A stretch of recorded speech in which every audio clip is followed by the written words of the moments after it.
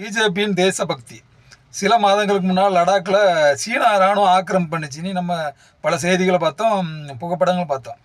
நம்ம இந்திய அரசு, அதான் மத்திய அரசு என்ன சொல்லிச்சுன்னா, இது கடும் நடவடிக்கை எடுக்கப்படும் அப்படின்னாங்க. அப்போது நீங்கள் சீன பொருட்களை ஏன்னு இறக்குமதி பண்ணீங்கன்னு கேள்வி கேட்டதுக்கு, அது ஆண்டாண்டு காலமாக இறக்கிக்கிட்டு இருக்காங்கன்ட்டு காங்கிரஸ் கட்சி குறை சொல்கிற மாதிரி சமாளிச்சுட்டு போயிட்டாங்க. இப்போ அமெரிக்க இராணுவம் வந்து நம்ம அதாவது சட்ட விரோதமாக குடியேறவங்களை நாடை விட்டு வெளியேற்றுறாங்க. அதில் நம்ம இந்தியர்களை பல பேரை வெளியேற்றும் போது அவங்களுக்கு காலில் விலங்கு மாட்டி நம்ம இந்தியாவில் கொண்டு இறக்கியிருக்காங்க. அவங்க இராணுவ வீரர்களோடு வந்து இறக்கியிருக்காங்க தான் செய்தி, ஊடகங்கள் செய்தியும் அதான். அப்போது இந்திய அரசுக்கு வெளியுறவுத்துறை அமைச்சகத்துக்கு தெரியாமல் வந்து அவங்கள கொண்டு வந்திருக்க மாட்டாங்க.